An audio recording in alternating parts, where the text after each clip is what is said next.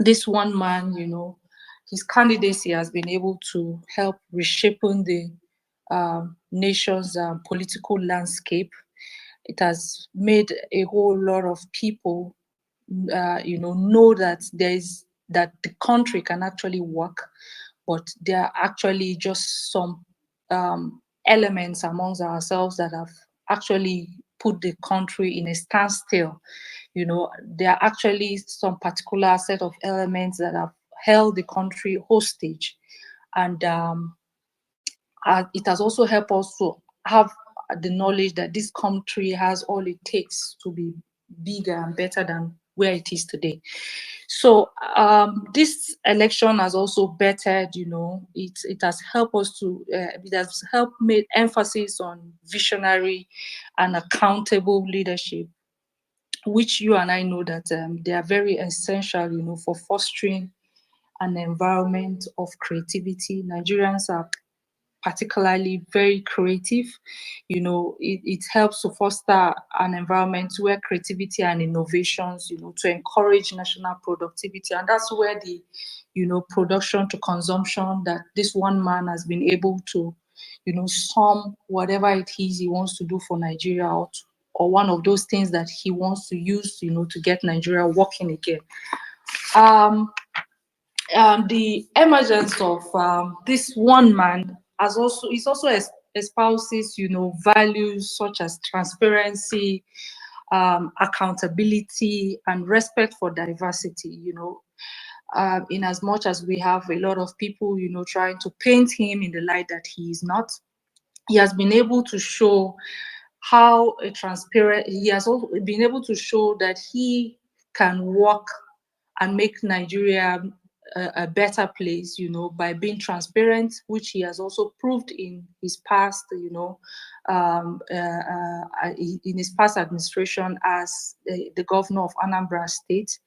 He was able to show accountability and also respect for diversity, respect in the sense that he has shown and proved to people that irrespective of tribe and religion, we are one. He has done things without even looking at what if that thing is beneficial to maybe a particular tribe or to a particular religion. He's all about humanity.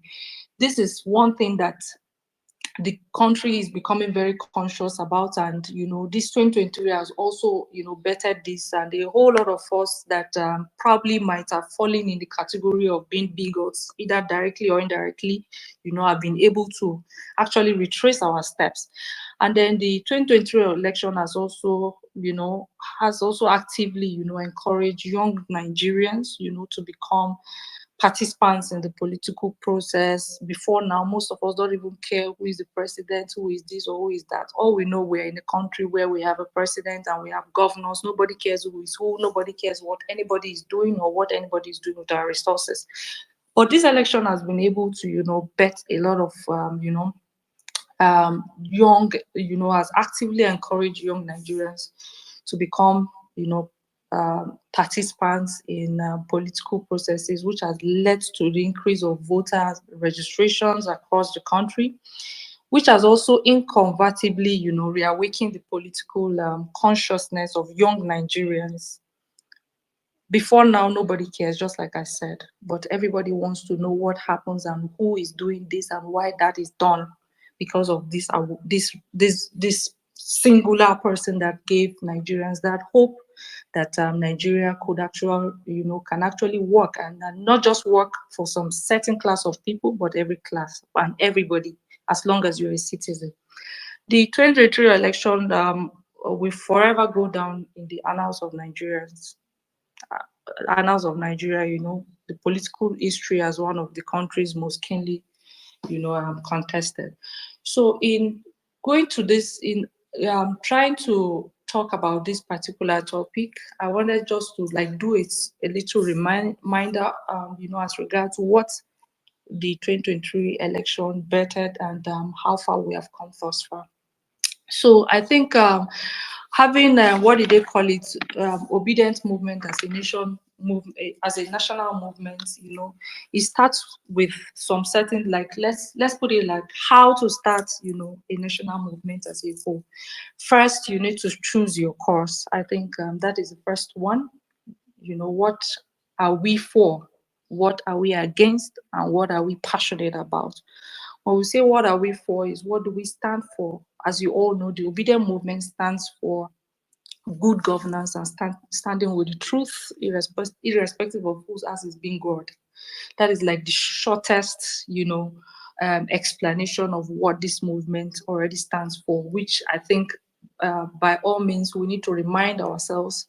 We need to not, most of us, I think a few good number of us already knows what we stand for, but then we still have some few who are not even still sure of what we stand for, considering the fact that we still have, a good number of people still feeling they can still move with the new order and the old order at the same time. And you all know that it's impossible. If you must stand for something, you must stand on course.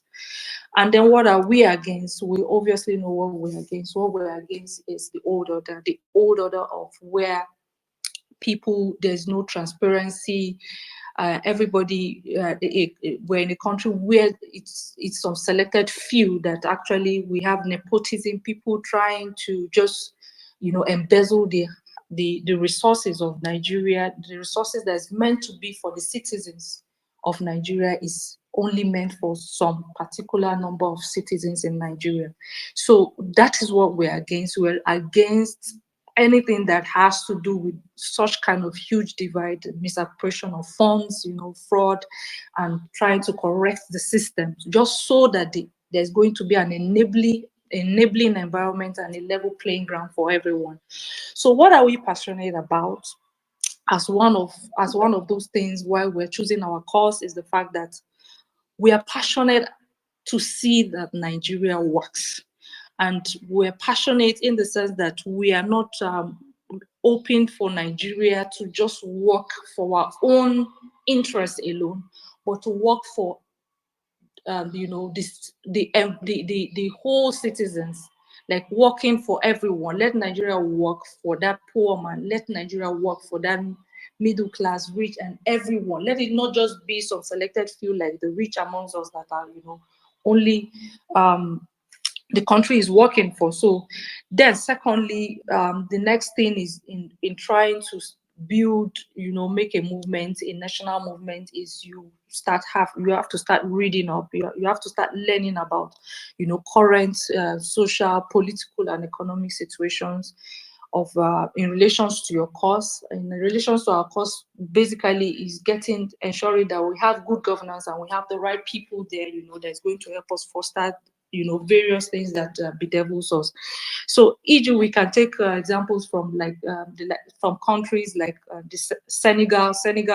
We heard recently of how they were able to, take charge of their country, and they were able to get their country, and get the person who they feel could actually get them there. So it's something that we can also, for us to be able to have the Obedient movement become a national movement, I think in as much as we think we already have this thought or we know what to do, we still need to also read up how other people, other countries like Brazil, like Senegal, etc., were able to do this and were able to achieve this success. Because in the long run, I think that is the only way we can be liberated eventually with the way things are going currently. So the third thing about if you're trying to make a movement such as the movement, an Obedient movement becoming a national movement, is finding out who is with us, because it's very important. You have to get some people together who share the same passion as you, in the sense that we have a lot of people who call themselves obedient, and who rode over on the waves of the mantra, and goodwill. And in 2023, either genuinely or ingenuinely, just all for their own self. So for some, it's just for what they could get from the movement or achieve from the movement, because it was the wave, it was trending, everybody wanted to have a share of what was happening. But while some people were at it in the negative light, most people were at it for the positivity in it and passionately in it, irrespective of, without no agenda or even interest that that personally affects them. So we need to, in being able to achieve this, to get it to that level where we actually want it to be, we need to actually know who and who is with us, because those are the people that you can conveniently work with, sit with, discuss with, and be able to come up with a formidable structure that is actually going to liberate us at the end of the day. Because in as much as we call ourselves obedient, I can tell you for a fact that we have a lot of people that you might not be able to work with to be able to actually achieve those goals in the long run. So we're already doing that. Because I think I have some good number of good heads, some very good, genuine people that have the interests of the nation at heart and not their own personal interests, have come together to, to see how they can be able to work this through and come up with a structure that is going to, benefit every one of us. Then another point is spreading the word. Yeah, get yourself out there, like using social media and word of mouth, to share our mission and to get visibility, share our mission and vision about how the movement is supposed to be, is something that definitely we would also have to do. We're already doing that. I think for some reason, when it comes to the movement, I think Obedient Movement is one movement that I can confidently say we are majority when it comes to Twitter. And we kind of most of us use our handles very well to be able to propagate this. But guess what? We need more hands. We need more people to be able to do this. Once we're able to get to the level where we're able to build a formidable structure around everything that we stand for and what we aim to achieve, we would need more people to be able to help us to further do this. And only those who are passionate will be able to live up to this at the end of the day. Then we need to also get creative. That is another point. We have to think of creative ways, to be able to broadcast our messages. It's easy to start a movement, but it's also, there are definitely forces who will naturally be against the movement. And you all already know what that force is: the government, the order of the day, the old order. So they are one persons that will definitely be against anything that will hinder them from being able to do what they are doing or making it business as usual. So in doing that, what I mean is, I can remember in 2023 when we were trying to get information to places like the north, and we were not able to do that. Radio stations were not allowed to be able to air some certain informations because it's from the obedient, or because it's something that is going to help shed more light on who Peter Obi is truly to the northerners. So we need to devise a means to be able to pass and broadcast our messages creatively, and to be able to get to those who eventually would be able to add up the numbers for the movement, for the betterment of the movement. Then another point is, we have to set some principles. We have to choose some very core values and stick to them, because it's one thing to say you want Nigeria to work, and it's another thing, because right now, and what I mean is, some of us want, and character will galvanize a terribly divided country, emotionally sapped people, and an economy that has been pummeled to a state of stupor, into a cohesive nation whose economy will be driven by productivity, away from the doctrine of eating our tomorrow today. And in July 2022, God answered our prayers. Hello? I think he has dropped off again. Okay, so I think we should just take some inputs. There are some people who would like to give their inputs, but we don't want to waste too much time. So everybody, if I pass the mic on, at least 1 minute should be enough to you say what you would like to contribute to the movement and the your views on what you think the movement should be like going forward, because there are other things we have coming in in a couple of weeks in the pipeline, which would recommend everybody joins and be a part of.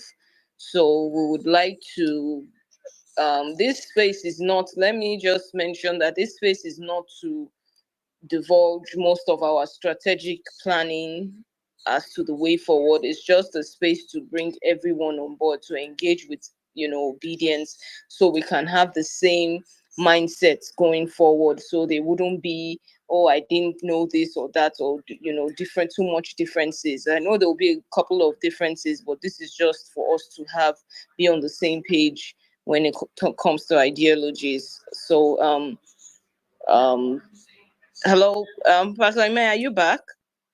Yes, I wonder why I'm being thrown off again and again. No, I think it's your network. It keeps connecting. My network, okay. Yes. All right. Okay. Okay. So over to you, sir.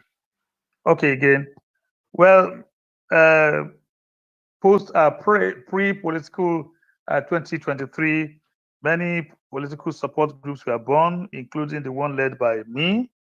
The name Organic, the Obedient, derived from the name Peter Obi, became the moniker by which his followers are known.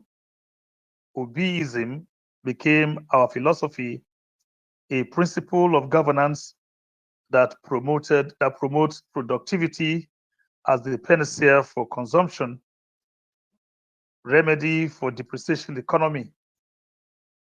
And so when Dele Farotimi was saying that we should not center this on an individual, I understood what he was trying to say. However, it is important to point out that this movement was birthed or shot into existence by the entrance of Peter Obi into the political race. Because of time, let me just make this abundantly clear that we did win the election, but like the actions of the Prince of Persia in Daniel chapter 10, our victory was stolen. But I can assure you that in 2027, it will be released by the finger of God and our collective responsibilities. It is therefore imperative that we understand our corporate and individual strength, which must be strategically exploited to achieve our goal going forward. For any strength or advantage to reach its expected end, it must be powered by core moral values. These values must be strategically etched into the inner recesses of the obedience by established purveyors of this value, like Professor Utomi, like Dele Farotimi, Peter Obi himself. They must set templates for assessing and evaluating the level of assimilation of these values by Wow, I think the network keeps interrupting. Am I on again? Yes, you're on, but you were breaking in, so your message wasn't clear. Oh my God. You kept breaking in. Okay, am I clear now? Jackie, I think it's from your end because we were hearing him clearly. Okay. Sorry, yes. Then. It's okay, Jackie. You are doing a good job. I was saying that the core values must be strategically etched into the inner recesses of the obedience by established purveyors of these values. And I mentioned people like Dele Farotimi, I mentioned Professor Utomi, and so many others like that. Okay, we must set templates for assessing and evaluating the level of assimilation of these values by delegated leaders. Please take note, by delegated leaders of the movement at every level of leadership: national, regional, senatorial, local government, ward, and even zones within wards. Our foot soldiers must be creatively indoctrinated. And I use the word advisedly, they must be indoctrinated. If you like, call it brainwashed. But this brainwashing is for a positive transformation of a nation. What is important is that our members must be carefully taught to own these values. We must be carefully taught to own these values. These values, if we expect them to buy into these ideals, this is the only way the only way to claim our mandate in 2027, and or before then. I speak prophetically. So, what is our strength? The greatest strength of this movement is the massive buy-in of our youth. The youth demography, they bought into the candidacy of Peter Obi before the 2023 rigged elections. INEC provided the voting statistics of the youth population in Nigeria as at that time and gave it at 37,060,399, accounting for a total of 39.65% of the voting population.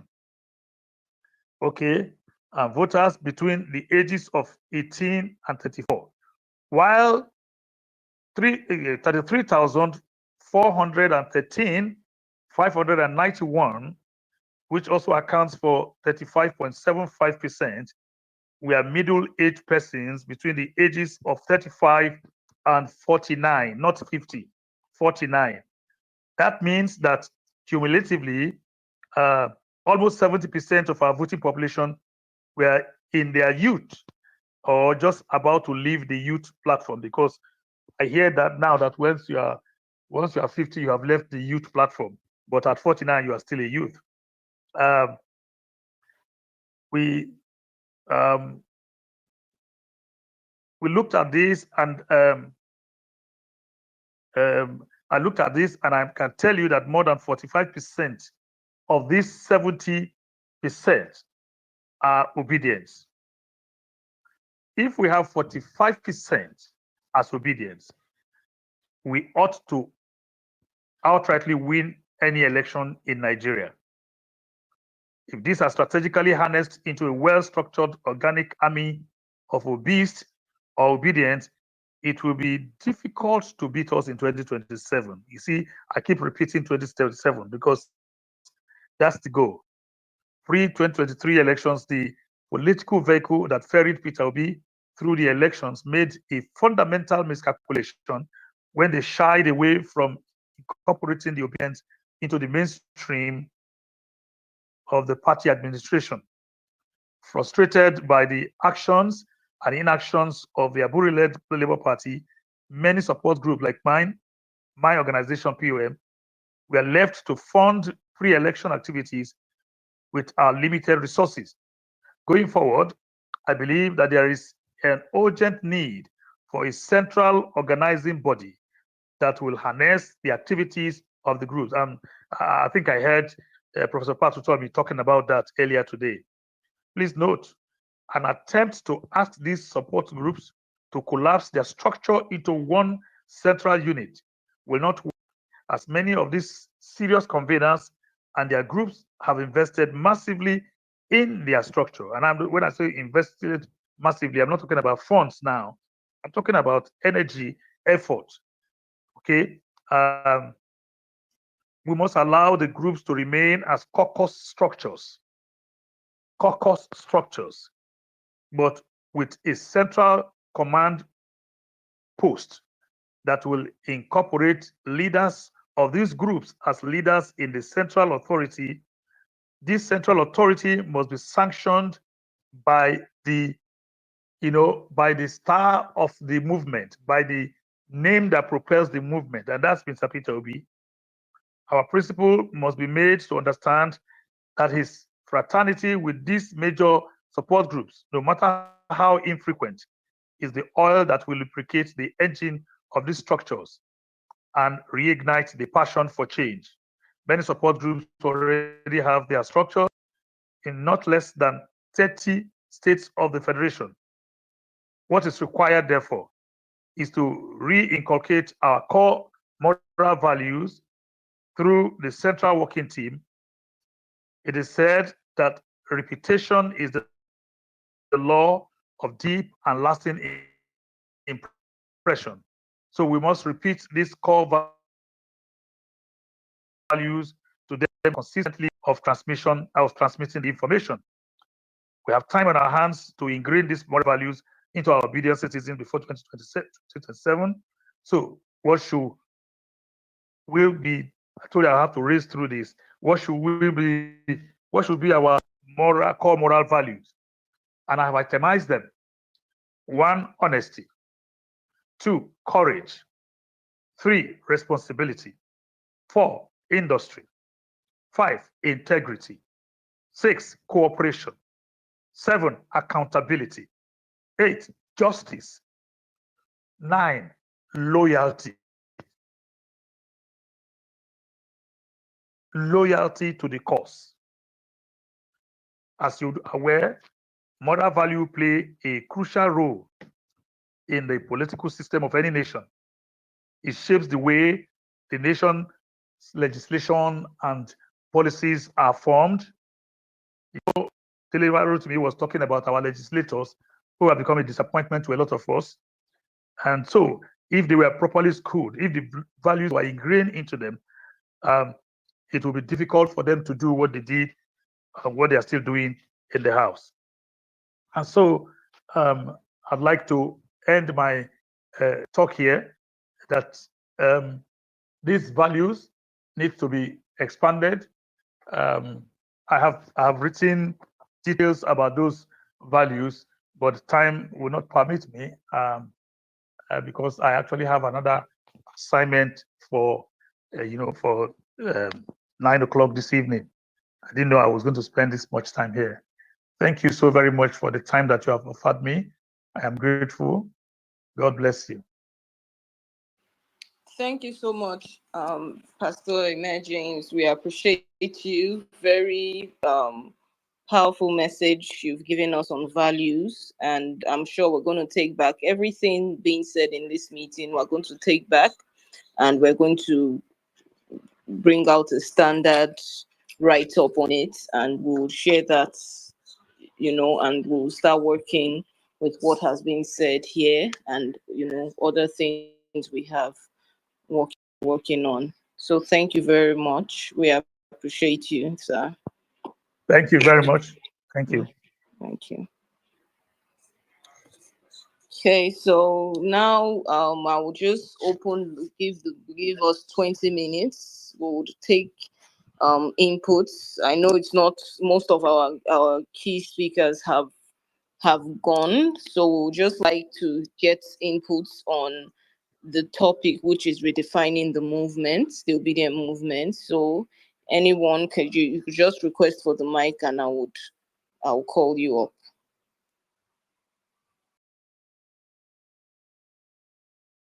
I think we have people already here. Honorable Godswill, Senator Godswill has been here. Yeah. So it's on the speaker session. Magnific Dude is also here. So I think you just allow them have their time. All those on the speaker session. Okay, so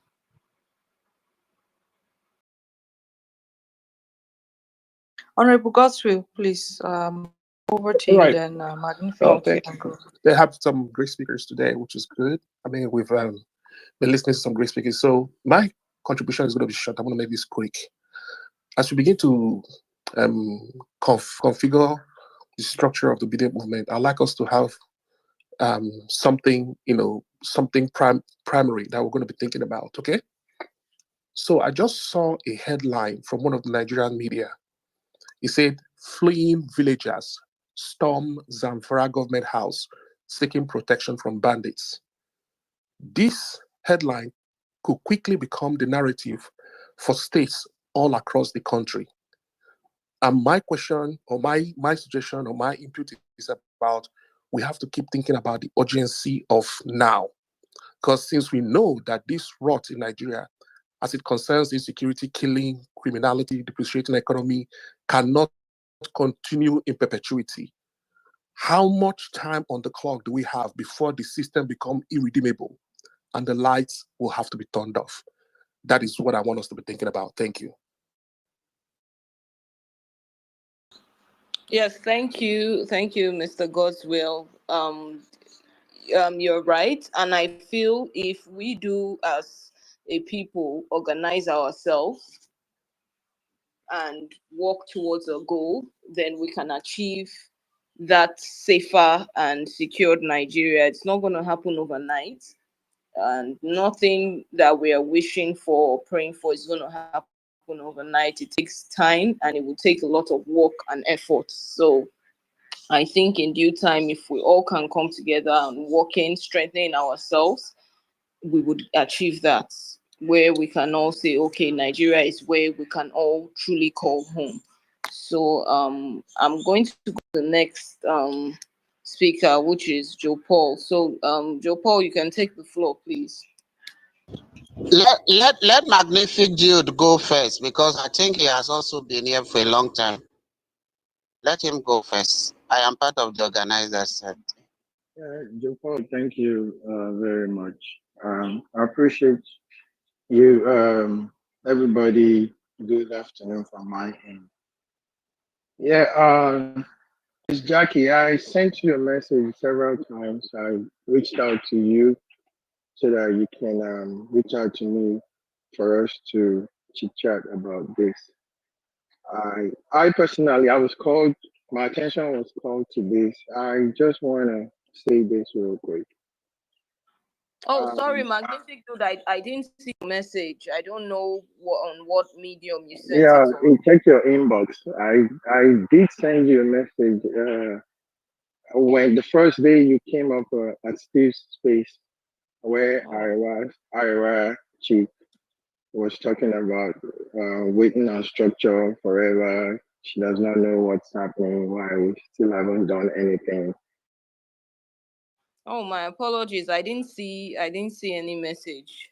I'm even checking my inbox now. So please, I would connect with you after the space is over. But please go ahead.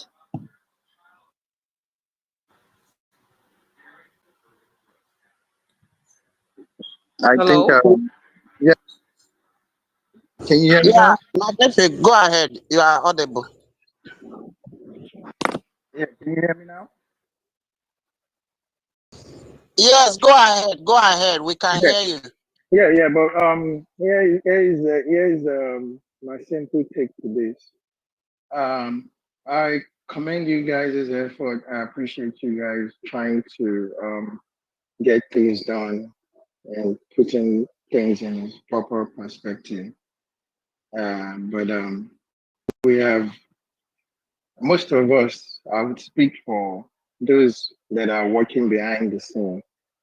We have come to an agreement not to host spaces and talk about this on Twitter, but rather work behind the scene. Please, we should try to make our submission as this quick as possible, and let's get together amongst ourselves. I mean, there are people working tirelessly trying to get this thing done. I don't want us to keep playing into the hands of our enemies. I would put it out that way. We shouldn't be doing that.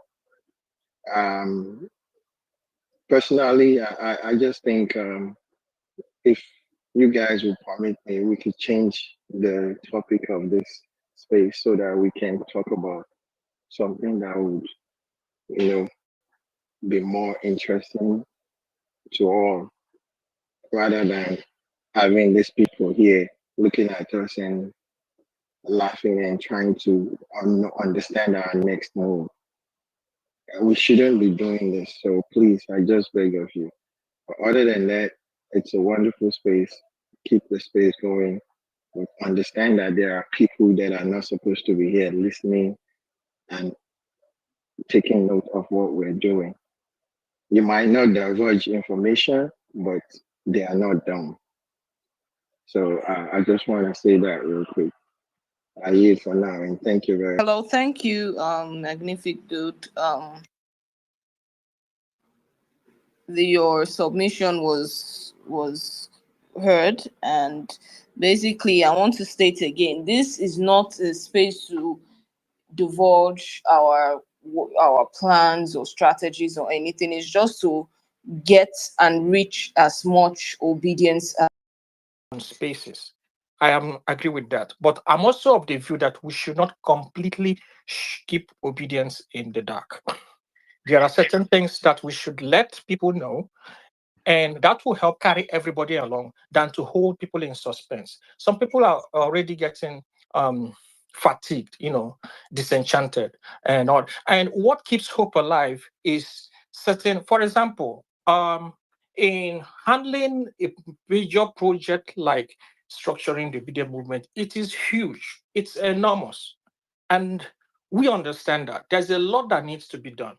But our approach in how we go about this project also means a lot, and if we are adopting, for instance, if we are adopting the traditional method of project handling, then that means we are waiting until we get everything done before we now, decide on a day to have a big release. Now, that could take God knows how long. But if we adopt the agile approach, where we break these things down into different phases and segments, we have a Gantt chart. There are things we can get accomplished within a day, within a week, within a month, within 2 months. We break them down into modules like that. We can give out timelines. Okay, within this space of time, this is what to expect. That way, we carry people along, not totally shut them down in the dark. Since last month, there's been this information that something is going on in the back channel. Something is going on in the back channel. There are no timelines. Everybody's just waiting in suspense. I don't think the obedience deserve that. Now, without giving out sensitive information, we can give out concrete information on timelines, on what to, when to expect something that they can see. There has to be some tangibles that they should look forward to and hope for, than to totally take everything to back channel and shut everybody out. I don't think it's going to harm us or harm our whatever we are doing in letting people know timelines on what to expect. So that is just what I want to put out, because hope needs to be kept alive. And a lot of people I know are already losing it. That's just what I want to submit. Thank you. Okay, thank you, Mr. Gabriel. Thank you for that. Kolade, do you want to say something before we try to round up?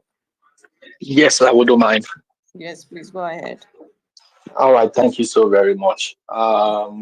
Yeah, I completely thank you so much, Jackie and Arewachik and others that put this together. Okay, so I also came up, Big Mag. I don't think anything here has been done that would suggest. I think what I think should happen is everybody should work together. This is it. Obedient movement is the movement of millions of people. And there are so many people out there who put in their little effort in their little corner. People are getting agitated. So people don't even, I personally don't want to hear anything backdoor, backdoor, backdoor. There's nothing happening at the back door that people do not still know about. But it would not be nice if some things are happening, some registration things without the input of others. What I think should happen is those of you doing this thing backdoors, organize something like this, may not be an open space, get people's inputs. 10, 15 people cannot sit down and decide for the entire obedience movement. It won't work. And if 10, 15 is doing that, let the people know the 10, 15 or whatever people that are sitting down, so that everybody will be at peace that, oh, I can hold this person. I know this person is talking on our behalf. These people are working on our behalf. So please don't let us, because what has happened today is kindling people's hope that, oh, something is actually happening. So don't let us also water this down and everybody go into silence. Thank you. Kolade. Hello? Sorry, Jackie. I want to say something, please. Yeah. Um, so I initially I wanted to say something, but I wanted to be more calm, to say it, so that I think Jackie, I must commend you for this bold step. Unfortunately, I don't know. Please, can you mute your mic, please, Jackie? Sorry, because it's giving me feedback. Okay. I think it takes somebody with courage, to even want to sit in a to come up with something to help, put a structure to the ObiDient movement. And I must commend every one of you who must have done that backstage. And I quite appreciate the fact that it was an honor that you saw me worthy to even come and speak here on a particular topic. But I think if we're to be very fair to ourselves, if we're going to tell ourselves the truth, I don't think anything that has happened here is beyond what it's supposed to be happening here, or there's something exactly here that has been done that is actually wrong. I don't like the fact that Magnific Dude, you came up and you came to say such kind of things, because it's more of like the people that put the effort to put this together, like as if they don't have the right to, or it has to come from a certain quarters for it to be okayed. We are all obedient. Nobody brought anyone to this movement. We all collectively saw the need to come together as a people to fight for our country. And in fighting for our country, we're fighting for ourselves and for our unborn children and our generations. So everybody came here at will, and I can bet you everybody has what he or she is good at. Nobody knows it all. Nobody also has, I think, the monopoly of what should and what should not. And in all honesty, I think everybody is doing what they're doing in their own beats, in their own corner, just for the betterment of the movement, not to pull down the movement. And I think that should be applauded, irrespective of from whatever quarters it is coming from. So I think what exactly happened now is it's very, very uncalled for and not needed to even tell us to change the topic. I think that's not even nice at all. I don't know how to hide my feelings, especially when some things like this come up. So it doesn't also mean that the person is trying to, whatever the person has said here is wrong because it's coming from a particular quarter. Yeah, things are being done somewhere, but it doesn't also stop somebody from holding such kind of space, even if I am not even part and parcel of the space. I just got invited to speak. And because it's an obedient something, I offered myself available. I don't see anything wrong in doing that. And I don't think anybody should make anybody feel bad for putting together such things, because the people that came to speak here are not alien to us. They are obedient people. Except if some people who might have joined maybe at certain different times might not know these people, but all the people that spoke here are not alien to you. Mr. Dele Farotimi is not alien to us. Mr. Utomi is not alien to us. So I don't know, does that make us less obedient? Because I don't know why you did what you did now. And I'm hot, like I feel very bad. Thank you. Thank you, Arewachik. Apologies. I understand why you feel how you feel. And basically, I just want to let us go home with what most of our guest speakers have said. We must have ideologies, not anger. And that's what basically I want us to just take away from this meeting, citizenship should be about the rule of law. We should also have that in mind, and how to be patriotic, to put country first. That's what this is about. And before I end, we will wrap up because it's getting a bit, it's getting a bit emotional here. So I just don't want to get too much into that. So we should just have in mind that the obedient movement is going to be stronger. We're all coming together for the greater good, and nothing, I believe nothing can take away an idea whose time has come. The obedience idea is here to stay. It's been running. This should be we're in the second year with this ideology, and we're moving with it. So please be encouraged. I wouldn't want us to feel bad or feel downcasted. We're moving strongly, and where we're moving to is greater than where we are. So, and at this junction, I would like to say good night to everybody.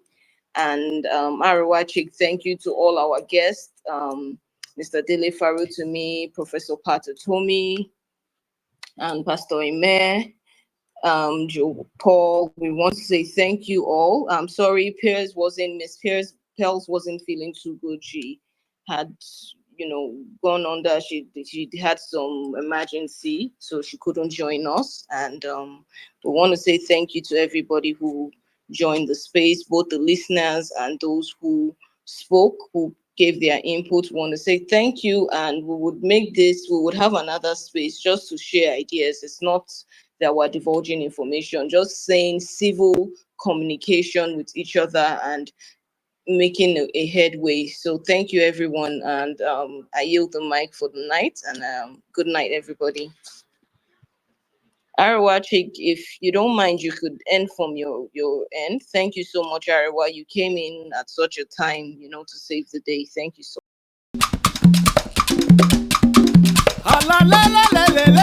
much.